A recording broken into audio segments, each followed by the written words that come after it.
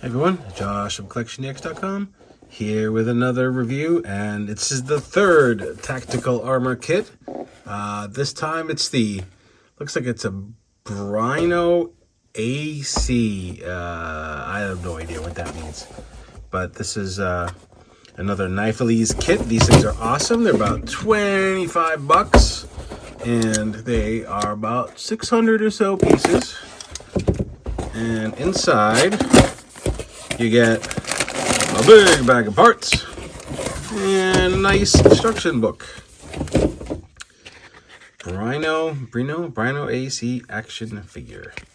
And you get some boilerplate stuff in the beginning, and then you get some information about this particular kit that we're building today, and tells you about the weaponry and the shield, which is nice, and it's a beam rifle and cluster mine, kind of cool stuff. Lots of instructions, and then at the end we get posing instructions. So I think that's very nice. Again, very high quality. These builds have been fun. They don't take too long, and they are quality.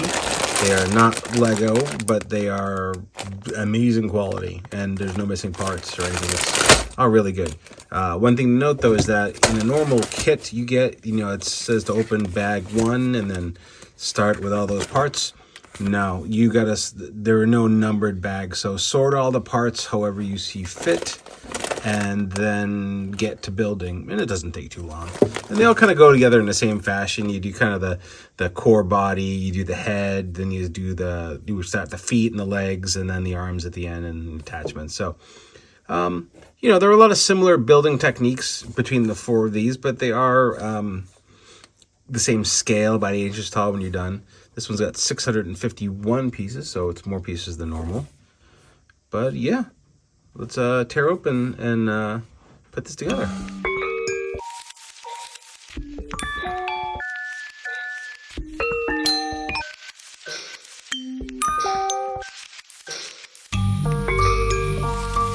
Here's the Brino AC, another Niflhees mecha kit, Niflhees.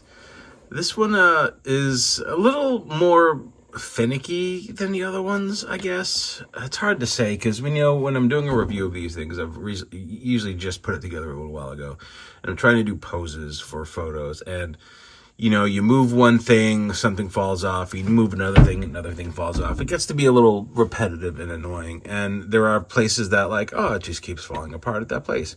One of which are these hip pieces, where it just kind of comes off very easily. So you're trying to pose it, you move this jet a little bit, move a hand, and you can see, I'm trying to move this jet down, and you can see the whole piece just wants to come off.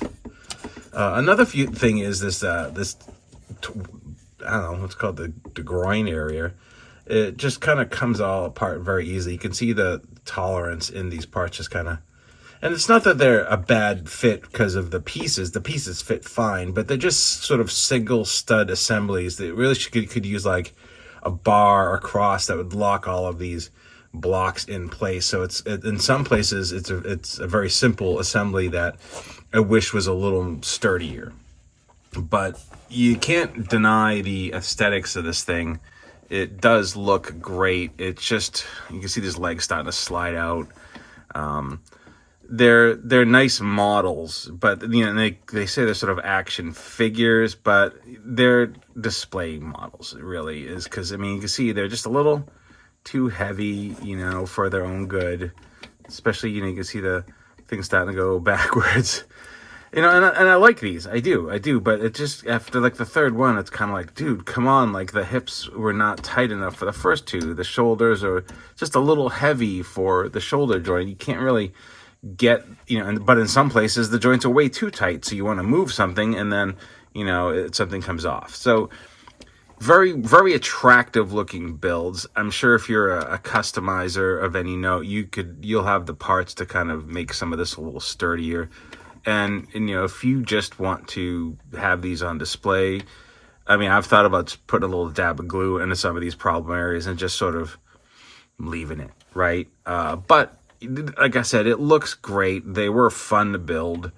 Like this chest has an interesting kind of dual hinge that gives that effect, but there's also a joint in the chest to hinge it there, and it does rotate. Ball jointed and swivel legs, nice jointed knees. These legs have movable thrusters, movable knee pad. The ankles do limit movement a little bit, and this front part of the foot tends to want to come off from the back part of the foot. Rear skirt, and again, this is held on with like one peg, right? So again, just a little better design for durability, you know, and not just aesthetics would be super cool. You know, it's got a nice backpack. It's got the two, you know, like you would see in Gundam, the beam saber things. That's what those are. It's got a nice cannon that uses a little plug in the handle to hold on to, movable fingers. The shield is cool. These boosters are cool. This whole booster set can angle and move.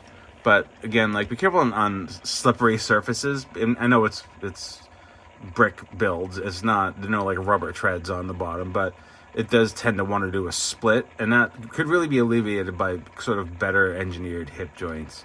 Maybe using those old clicky joints instead of balls would be maybe more helpful, but it is what it is. For $25, it's not a bad kit. I forget what I was saying. I get sidetracked. So again, it's $25. It's you got a lot of pieces. I put it together in a day, you know, a couple hours.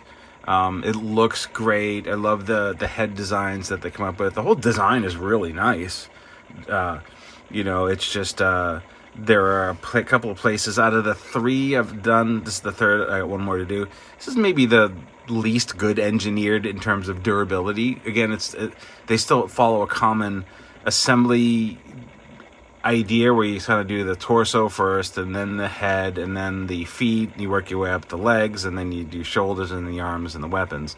So they all kind of follow that same methodology, and you can tell they're all designed by the same guy, because there are a lot of tricks and details that you go, oh, I could see what they're doing here now, and the construction of the guns and whatnot. So it's a cool piece. I like it, but I think I wish these were just a little sturdier. And again, that doesn't come down to the brick quality. It's more towards the design and the reliance on these sort of ball joints that don't quite have enough friction for the weight, as opposed to a more clicky joint. I know they have better these brick things. There are better joint systems to use than these balls. So for display, great. You know, I would just understand what you are getting into, and hope that's kind of the purposes of these videos. You know, they are recommended for what they are, especially at the price and the build quality of all the pieces.